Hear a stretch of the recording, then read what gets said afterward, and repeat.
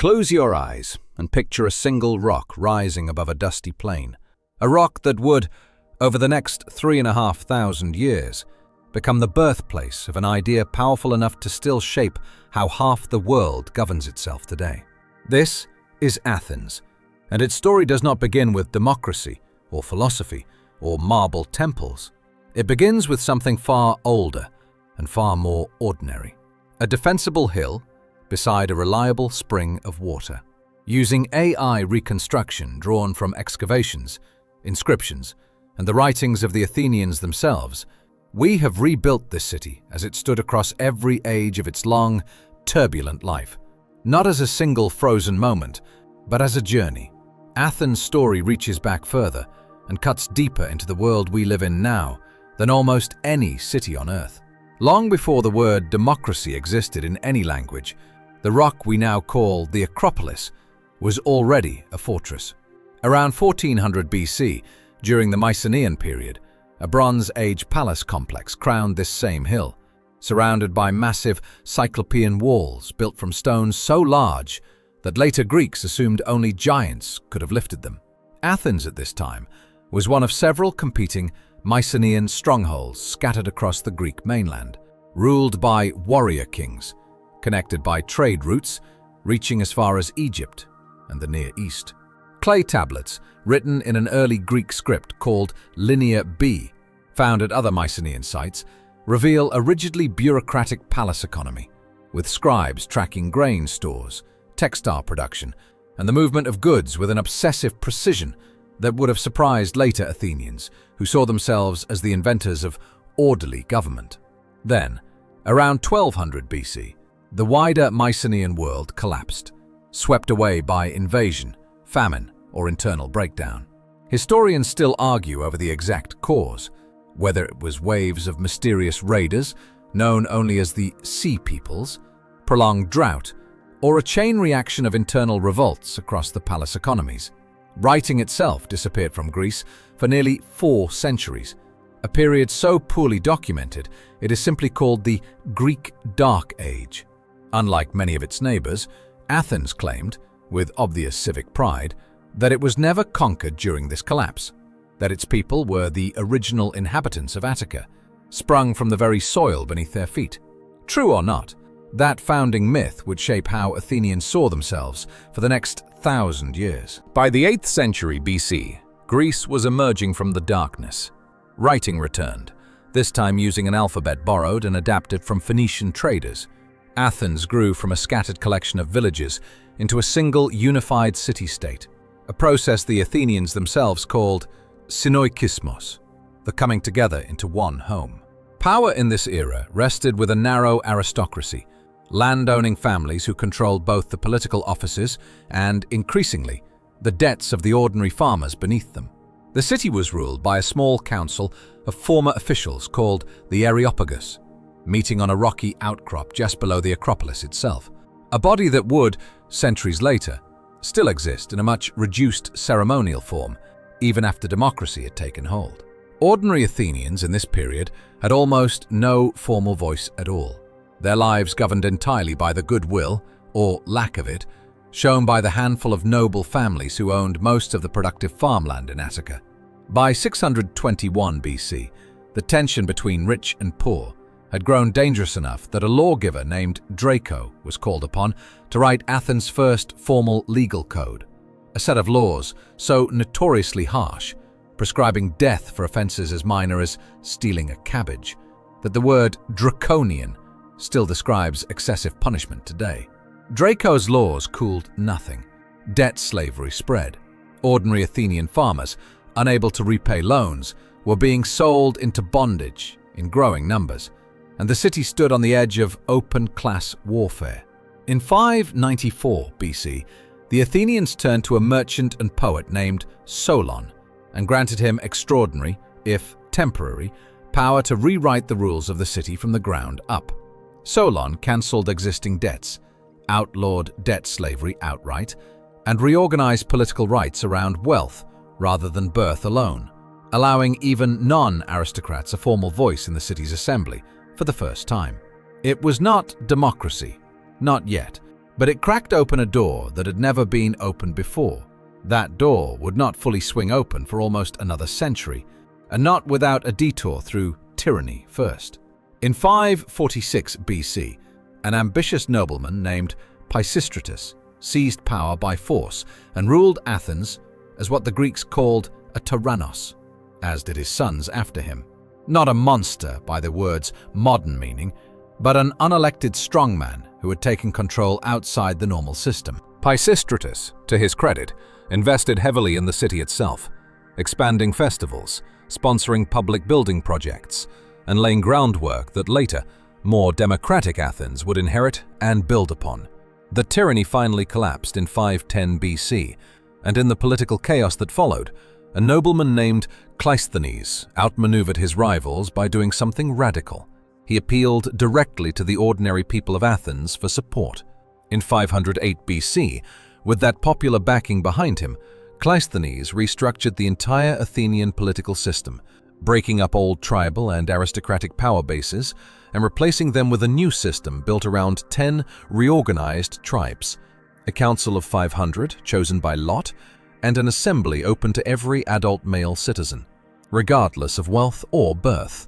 Historians still argue over the precise details, but this moment, 508 BC, is the one most commonly marked as the true birth of democracy, a word built from the Greek demos, the people, and kratos, power. The system Cleisthenes built was, by ancient standards, staggeringly direct. There were no elected representatives debating on behalf of citizens back home.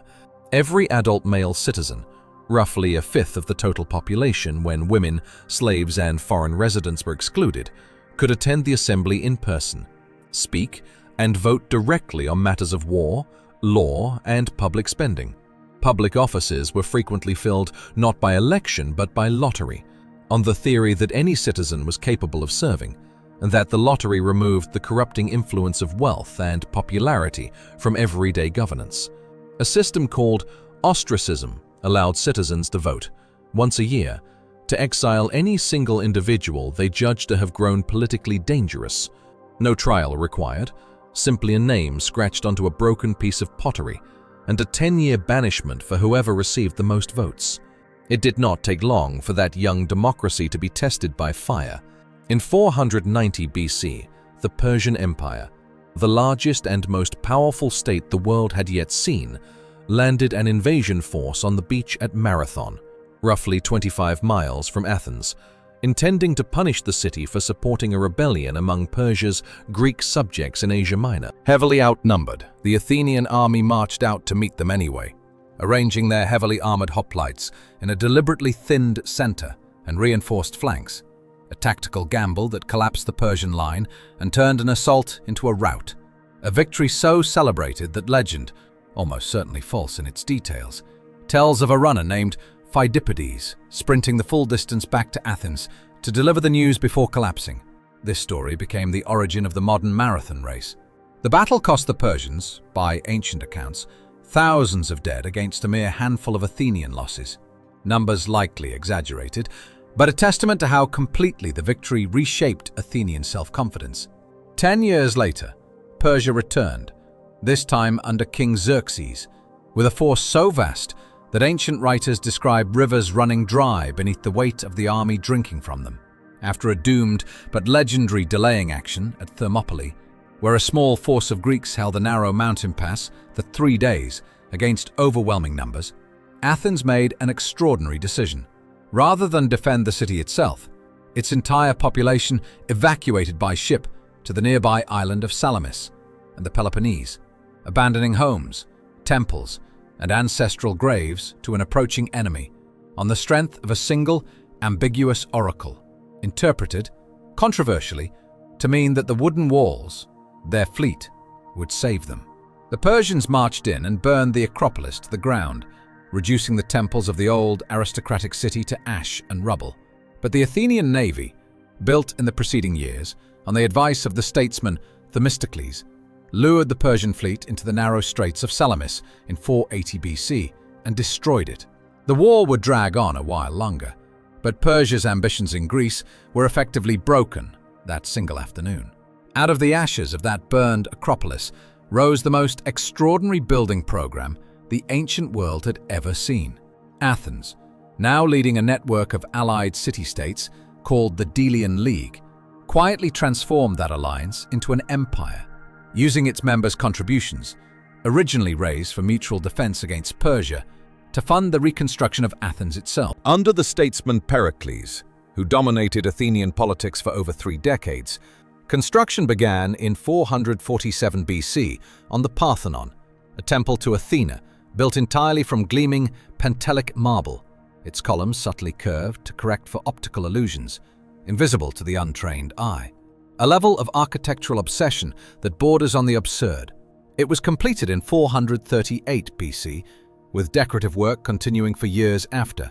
This was the Golden Age, and building marble temples was only the smallest part of it. In the theatre of Dionysus, carved into the southern slope of the Acropolis itself, playwrights like Sophocles, Euripides, and Aristophanes staged tragedies and comedies before audiences of thousands, works that are still performed on stages around the world today. In the shaded walkways and marketplaces below, a stonemason-turned-philosopher named Socrates wandered the city, relentlessly questioning anyone willing to talk with him, a habit that made him beloved by some and deeply resented by others. His student, Plato, would go on to found the Academy, and Plato's own student, Aristotle, would later found the Lyceum, 2 schools of thought that would shape Western philosophy for the next 2,000 years and beyond. Below the Acropolis, the Agora functioned as the beating civic heart of the city, part marketplace, part courthouse, part open-air debating chamber, and was lined with public buildings where jurors, chosen again by lottery from the ordinary citizenry, decided legal cases that could range from property disputes to capital charges, with Socrates' own trial and eventual execution among the most famous examples history remembers. Merchants sold olive oil, pottery, and imported goods beneath the same colonnades, where politicians delivered speeches and philosophers cornered passers-by for impromptu debate, all within a remarkably small physical space. But Athenian power had made enemies, chief among them Sparta, the militarized rival state to the south. In 431 BC, tension exploded into the Peloponnesian War, a brutal conflict that would consume the Greek world for the next 27 years. Early in the war, a devastating plague swept through Athens' overcrowded population, packed inside the city walls under Pericles' defensive strategy, killing perhaps a quarter of its people, Pericles himself among them. The war dragged on through shifting alliances, naval disasters, and a catastrophic failed expedition to Sicily, until Athens, its fleet destroyed and its population starving under siege, finally surrendered to Sparta in 404 BC. The empire was gone. The democracy itself was briefly overthrown by a Spartan-backed oligarchy, known to history as the 30 Tyrants, whose short, violent government executed political opponents and confiscated property with such brutality that Athenians rose up and restored their democracy within a single year, refusing to let go of the system they had built even after total military defeat. The 4th century BC brought a restored but diminished democracy, with Athens still producing extraordinary thinkers and still holding its assemblies on the Pnyx Hill, but no longer the unrivaled power it had once been. To the north, a kingdom once considered semi-barbaric by sophisticated Athenians was rapidly rising. In 338 BC, King Philip II of Macedon crushed a coalition of Greek city-states, Athens among them, at the Battle of Chaeronea, ending Greek political independence in any meaningful sense. Philip's son, a young man named Alexander, would go on to conquer an empire stretching to India within a single decade, spreading Greek language and culture, Athens' own culture, further across the known world than any Athenian democrat could ever have imagined, even as Athens itself now answered to Macedonian overlords. Athenian coinage, Athenian playwrights, and Athenian philosophy traveled with Alexander's armies into Egypt, Persia, and beyond, so that a city stripped of its political independence nevertheless became the cultural template for an empire far larger than anything Pericles had ever governed. Rome arrived next.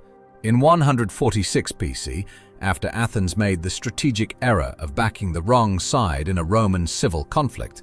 The city was besieged and brutally sacked by the Roman general Sulla in 86 BC. Its walls torn down, though its temples and reputation for learning were largely spared. Rome, in fact, revered Athens. Wealthy Romans sent their sons to study philosophy and rhetoric in the very same academy and lyceum founded centuries earlier, and Athens settled into a long, comfortable role as a kind of prestigious university town within the vast Roman world, more museum piece than political power, but respected precisely because of that history. Emperors from Augustus to Hadrian personally funded new construction across the city. Hadrian, in particular, was so devoted to Athens that he commissioned a triumphal arch declaring on one side, "This is Athens, the ancient city of Theseus," and on the other, "This is the city of Hadrian, and not of Theseus," an emperor quite literally inserting himself into the city's ancient founding story. That relative peace shattered in 267 AD, when a Germanic people called the Heruli swept down through the Balkans and sacked the city, burning large sections of it and effectively ending Athens' role as a major urban center for generations. The city that rebuilt itself afterward was smaller and more defensive, with its once open Agora now partly enclosed within a hastily constructed wall, built ironically from the rubble of its own destroyed monuments. Athens lingered on as a center of philosophical learning, even as the Roman Empire itself fractured, until 529 AD, when the Byzantine Emperor Justinian, determined to enforce Christian orthodoxy across his realm, formally closed the philosophical schools of Athens, ending nearly 1,000 unbroken years of pagan philosophical teaching in the very city where so much of it had begun. The Parthenon itself, temple to a goddess for nearly 1,000 years, was converted into a Christian church dedicated to the Virgin Mary. For centuries afterward, Athens shrank into a modest, largely forgotten provincial town within the Byzantine Empire, its golden age reduced to distant memory, its great buildings still standing, but increasingly stripped for other uses. In 1458, the Ottoman Empire captured the city, and the Parthenon changed purpose once again, this time converted into a mosque, a minaret rising from the same structure where philosophers had once debated and priests had once said mass. Beneath the Acropolis, the city that had once held the largest population in the Greek world settled into life as a modest Ottoman provincial town, its ancient ruins now largely stripped for building material or simply left to crumble. Visited occasionally by curious European travelers who marveled that such a small, dusty settlement had once produced Socrates, Plato, and Pericles. Disaster struck the Parthenon directly in 1687, during a war between the Ottomans and Venice. The Ottoman garrison had been using the ancient temple to store gunpowder, and when Venetian artillery landed a direct hit, the resulting explosion tore through the roof and central structure, destroying in a single catastrophic moment architectural details that had survived nearly 2,000 years of war, fire, and religious conversion. The ruin left behind is, essentially, the Parthenon we still see today. By the early 1800s, Athens had shrunk to little more than a small town, clustered beneath its famous, half-ruined rock, home to perhaps a few thousand people, a shadow of its ancient population.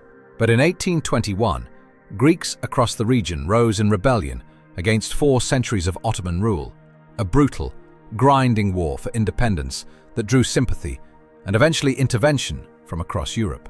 By 1830, an independent Greek state had emerged, and in 1834, the newly formed Greek kingdom made a deliberate, symbolic choice, selecting the small, dusty, half-forgotten town of Athens, rather than any larger contemporary city, as the capital of the modern Greek nation, a decision made almost entirely on the weight of its ancient name.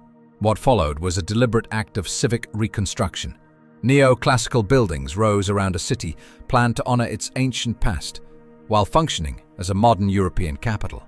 The population, which had numbered in the low thousands at independence, grew, decade by decade, into the hundreds of thousands, then eventually millions, as Athens absorbed waves of refugees, most dramatically after 1922, when over 1 million Greeks were forced from Asia Minor following the collapse of the Ottoman Empire and a catastrophic population exchange. nearly doubling the city's size within a matter of months and permanently reshaping its character as refugee neighborhoods, dense, improvised, and built almost overnight, spread out from the ancient center in every direction. The 20th century brought its own trials. German occupation during the Second World War brought famine and hardship to the city between 1941 and 1944. It was followed by a bitter civil war in the years immediately after, fought between communist and government forces in the very same streets that had once staged ancient tragedies, leaving deep political divisions that would shape Greek politics for decades. Yet Athens rebuilt, expanded, and modernized through the post-war decades. Its ancient rock now surrounded by a sprawling metropolis of concrete apartment blocks housing millions. The same crowded, improvised urban growth pattern that has defined so many capital cities, racing to catch up with the 20th century all at once.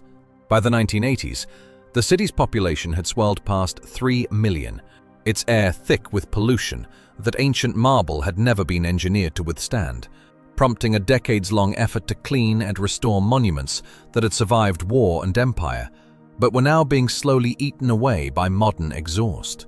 In 2004, the modern Olympic Games returned to Athens, back to the country where the ancient games had originated nearly 3,000 years earlier, and the world watched as the city, its ancient monuments freshly restored and floodlit, presented itself once again on a global stage.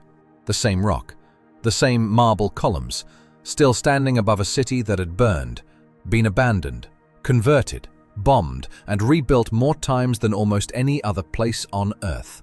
Every city carries scars from its past. Athens wears them in plain sight. On a single hill, you can see from almost anywhere in the modern city a ruin that is also, somehow, still standing. From a Bronze Age fortress to the birthplace of democracy, through empire, plague, war, conquest, and rebirth, Athens never stopped being rebuilt, and never stopped being Athens. Millions of tourists now climb the same worn marble steps that Pericles, Socrates, and generations of ordinary Athenian citizens once climbed, most of them thinking of the ancient glory alone, few pausing to consider just how many times this single small hill has been burned, occupied, converted, bombarded, and raised back up again, and how much of the modern world's own political language still traces directly back to the decisions made on that rock nearly 26 centuries ago. Thank you for walking through it with us. If Athens' story moved you, subscribe, and we will meet again in the next city.